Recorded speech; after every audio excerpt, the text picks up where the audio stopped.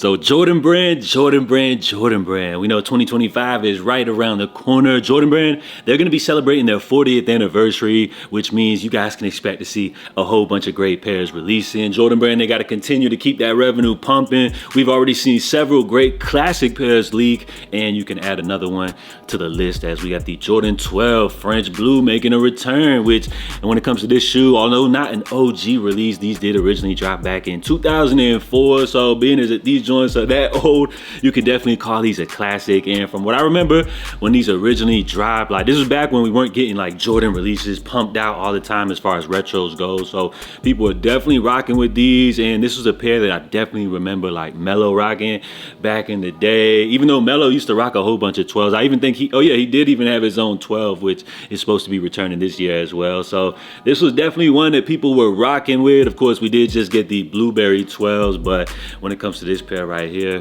you guys already know what time it is with this certified classic right here. So another great pair added to the 2025 lineup. And on top of that, speaking of next year, Jordan Brand, it looks like they're already beginning to roll out the upcoming Jordan 1 85 Bred, which this one to me is super interesting due to several factors. One of those being that like the Jordan 1, although I would say is not as popular as it once was, it's still a super popular sneaker. Don't get that twisted, but it's not like, let's say, at the forefront of like streetwear where like, let's say back in like 2016, 2017, everybody was rocking Jordan 1s, which nowadays it's not really the case, but let's not get it twisted. It's still a super popular sneaker. But I would say Jordan Brand may have kind of like overdone it, let's say, with the Jordan 1s, like just so many different colorways. And on top of that, I would say most people weren't really rocking with the reimagined pairs that we saw drop. Everybody hated them reimagined Royals, them joints with the suede finish, and then of course a lot of people weren't really rocking with them black toes, which haven't even dropped yet. And the crazy part, we're already seeing them go for under retail, which is not a great way to roll out a release. So when it comes to these Bred 85s, it looks like Jordan Brand, they're putting all their efforts into the storytelling, as we got a little glimpse here at the upcoming release. It seems like Jordan Brand, they're really trying to like push that storytelling, emphasize all of that, but I don't really know if it's gonna connect with the youth like that. Plus, on top of that, let's not forget about the $250 price tag, which was going super viral. It seemed like everybody was mad about that, thinking that this is like the standard for Jordans going forward. But it seems like this is just a special edition pair that they're releasing for $250. The regular 85 should stay at $200, and then like your standard Jordan 1s are what, like $180, $190. But $250 for these, like, it better come with like some, to bring it up to that price tag. So let's go ahead and take a look here at some of the marketing efforts. I want to talk about Jordan Brand in 2025 and what were some of my favorite Jordan releases this year. So what's going on, everybody? You're watching John Alexander TV. Salute to you for tuning in. If you guys enjoy these updates, you know what to do. Smash the like button down below. So as I mentioned, this storytelling, it looks like they got a lot of efforts behind this upcoming Jordan 85 Bred, which I understand, with that $250 price tag, they better put a lot of effort into the marketing. So it looks like this is the first little clip that I first saw pop up as far as promo goes. They aired this on December 23rd, and essentially what you have here is like this little 2-minute clip, like just kind of like sketching out and everything, all the storytelling, for all the younger folks that weren't around when all of this went down. So it was a big impact at the time, but y'all remember this was 40 years ago. So I understand, how they got to keep rehashing the story, to let the younger kids know and everything like that. Now, it feels like that first little clip didn't really hit like that. I didn't see too many people talking about it, but of course, Christmas is here and everything like that. So I'm sure a lot of people got much more important stuff on their minds. But it looks like Jordan Brand isn't done with this little band campaign, as apparently on Christmas Day they just updated their profile pic, with the little band logo and everything like that.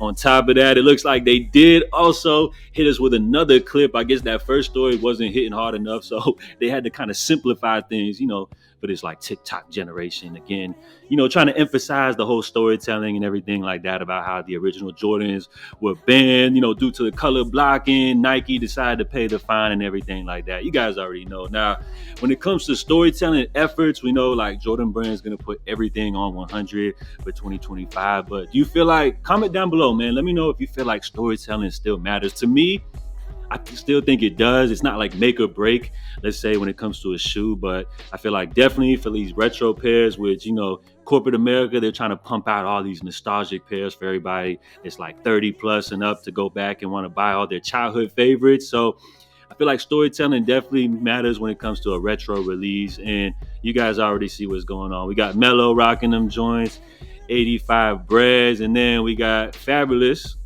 with his pair right here. Now, I'm not gonna lie, when I first saw the little band, like blacked out shoes and everything like that, I thought it was like mad corny. I mean, even look at dude in the corner's face right here with the orange hat. He's like, bruh, shit lame, bruh. But then I got to thinking, and you know how like these marketing campaigns, these viral campaigns, low key, I thought this was corny, but then I kind of think of all the people that would want to do the same thing, take a picture like this. I know they're not going to be sitting courtside like my boy Fab right here, the OG, but I could definitely see this as being like a viral trend once these drop, people blacking out the pictures like this and everything like that. So while I thought it was kind of lame, it could actually be a smart move by Nike and Jordan Brand. And I'm sure they're the ones that probably put the battery in Fab's back right there, to do it and everything like that. So as far as 2025 goes, 250. I feel like the price tag is crazy. They are putting a lot of efforts into the storytelling, but in my opinion, I feel like this would be the most viral campaign if they push people taking the pictures and encourage you to take Instagram flicks like that. I think that would be a great way to sell these. So let's go ahead and see what the comment section is saying. Somebody put, yeah, really, why? Ban Jordan 1. Got a little lame ad right here. See, buddy with the hat. I want to know what homie got on feed. See, they thinking like me. Like in the commercial, Arrested Development. Relax, it's not that serious. No free promo for the swoosh. Nobody cares. And we all know what the ones look like. Grown men on some diva shit. This is lame, man. Why y'all hating like that? These joints are classics. But we'll see if Jordan Brand can pull it off, man. I know this one right here is a big release, but just with the way like the Reimagined series is gone and everything like that, and just how it seems like the legacy of the Jordan 1 has been kind of tarnished.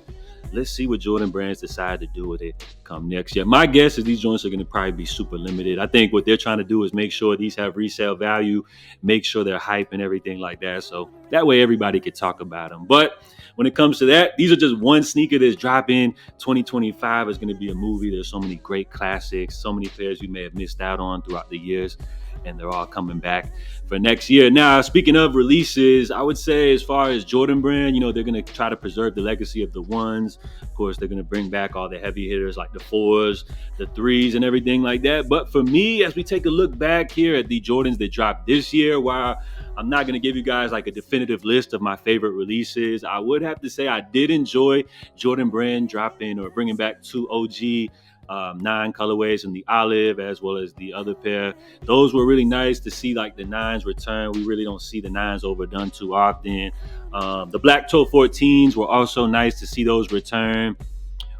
Did enjoy what they did with the Bred 4 Reimagines, just due to the fact that we'll probably never see a leather finish on a pair of Bred 4s in a while unless Jordan Brand decides to retro those. And while I can't really think of all the other pairs that I enjoyed this year, you gotta like the military blues, a classic, as well as the black cement 3s. But again, I just feel like those are pairs that we see just come back so often. And if you've been in the sneaker game as long as someone like me's been in, like, it's not that exciting to see these pairs return once again. But what I was excited to see return were all of those different 17s that we saw, whether it was the All-Star, the UNC pair. That was refreshing to me, just because that's like sneakers we don't oversee, or they don't overdo them too much. Like even like the 12s, the 14s, those are models I feel like Jordan Brand doesn't overdo too much. And due to the fact that they haven't really officially, I would say, like retroed the 17 like how they have other Jordans, that was really cool to see. So I want to continue to see them put out more 17s next year.